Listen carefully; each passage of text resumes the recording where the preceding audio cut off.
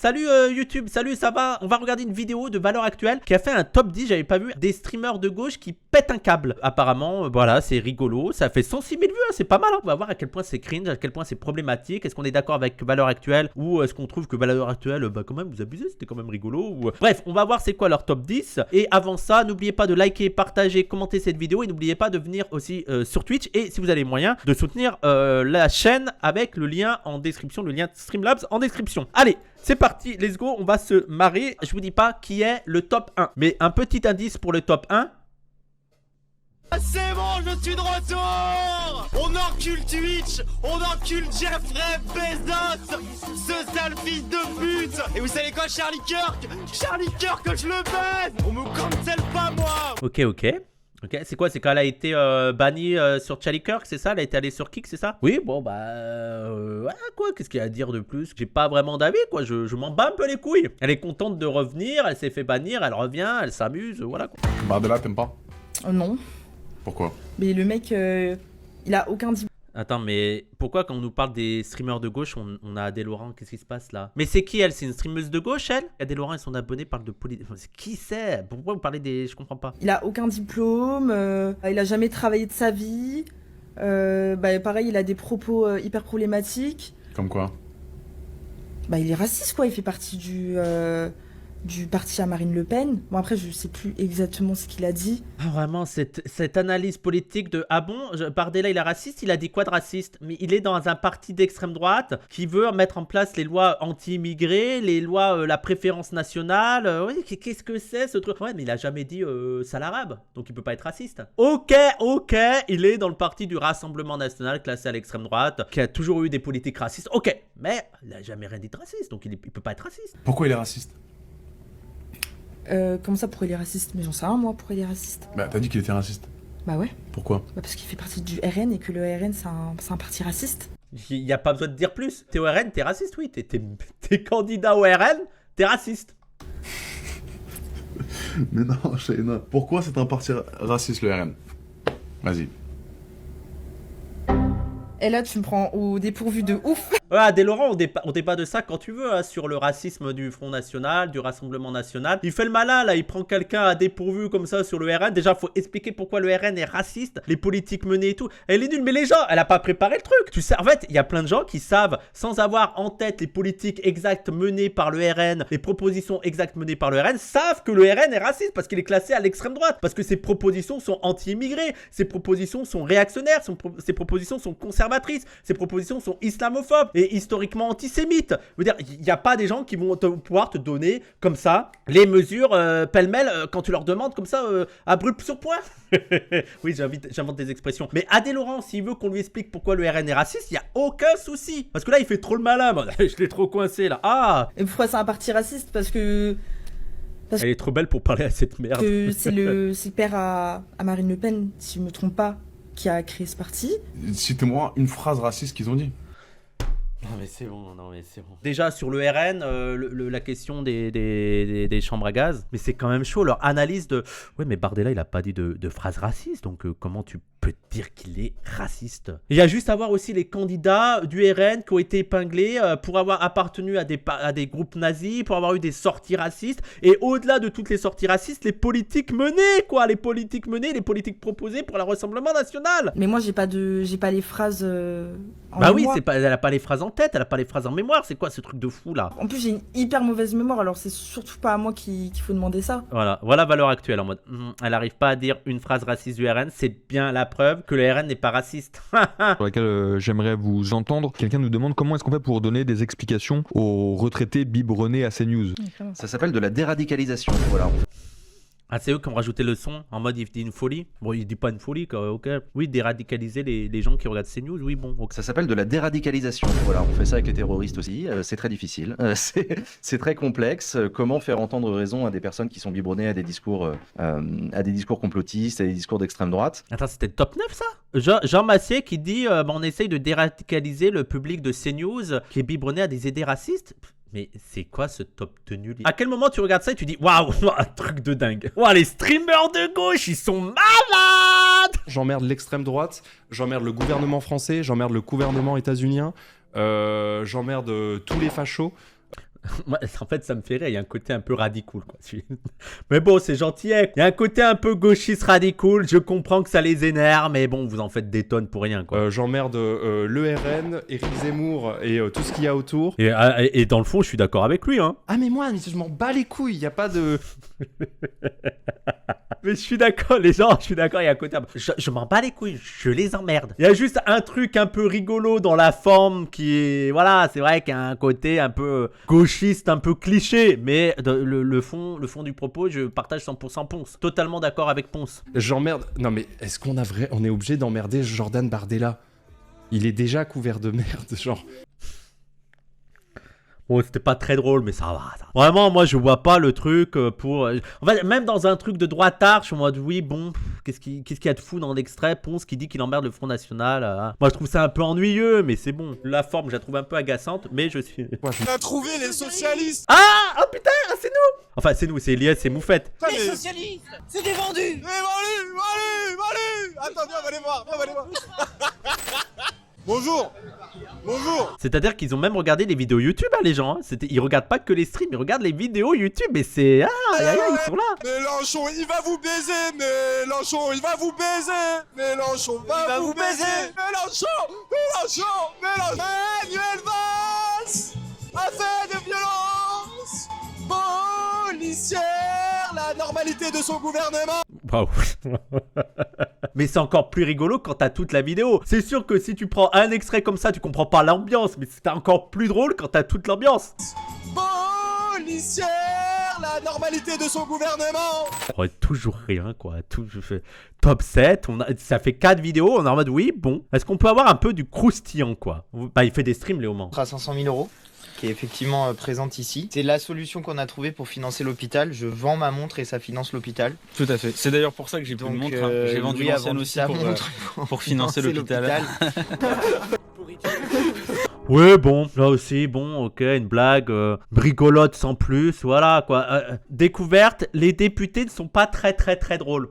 En plus, c'est pas non plus le pire beat de tous les temps, quoi. C'est marrant sans plus, quoi. C'est rigolo, tu fais un sourire. Ok, moi, c'est super cringe. Top 6 de l'année.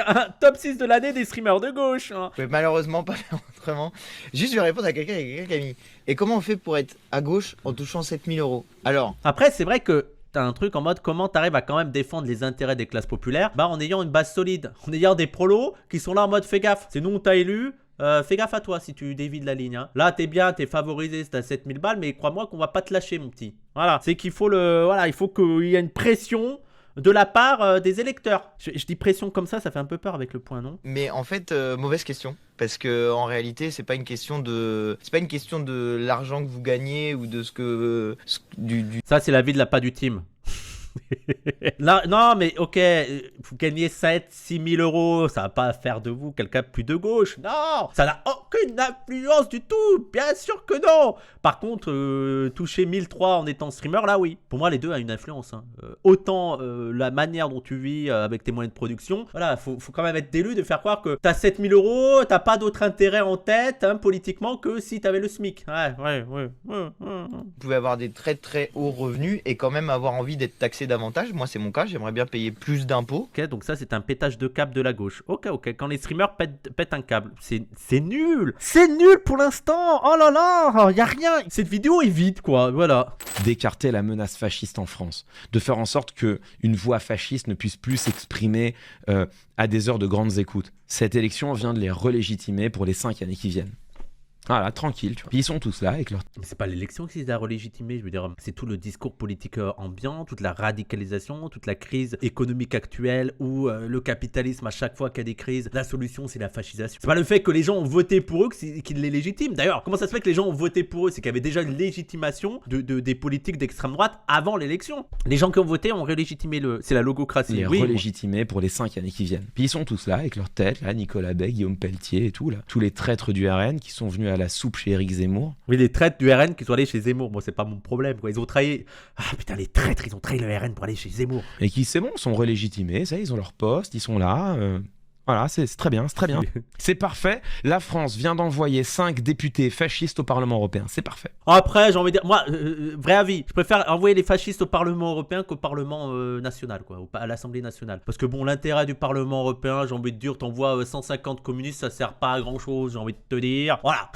Qu'ils aillent au Parlement européen, qu'ils aillent faire joujou là-bas, c'est pas ça, les décisions sont pas prises au Parlement européen. Je suis plus inquiet par les 150 députés fascistes au Parlement national. Après, je pense que Viktorovitch aussi, hein, je suis pas en train de dire que Viktorovitch, c'est pas. Voilà. Non, en vrai, Clément, il aime pas le RN. Mais je sais, les gens, je suis pas du tout en mode, oui, je sais qu'il aime pas le RN. Ah, mais VA, mais vous êtes nuls. Quoi, mais c'est quoi? Là aussi, il pète un câble. 6 vidéos, il y a toujours rien. Hein. Moi, avant de quitter ce Discord et retourner sur Bruno Retailleau, tu as un flingue, une balle. Comment ça peut bien finir? Comment finir cette phrase de manière non dangereuse? Si tu commences par t'as un flingue, une balle, c'est que tu sens que la suite va pas être top. C'est marrant, là il y a du piment là. Tu as un flingue, une balle. Imam de Drancy à gauche, Zemmour à droite, tu tires sur qui? Aïe. Le problème c'est que dans les deux cas je peux me prendre un procès, c'est con ça. Ah, il y a un peu là il a réfléchi un petit peu, Wady. Non mais on imagine la situation. Mais Ah, t'as pas le choix mon gars, t'as pas le choix. Non, Zemmour quand même, Zemmour, obligé. En fait, dans l'hypothèse où je t'avais déjà expliqué, mais moi j'avais 8 ans, j'allumais la télé le soir quand je me réveillais la nuit, je tombais sur On n'est pas couché, la grosse tête de Zemmour qui disait allez musulmans, les arts. Après moi, avis toxique, l'époque de On n'est pas couché, j'aimais bien Zemmour. Enfin, j'aimais pas les propos politiques de Zemmour, mais j'aimais l'ambiance de Zemmour et l'invité qui détruisent, Zemmour et Nolo ou Zemmour ici qui détruisent l'invité. J'aimais bien à l'époque.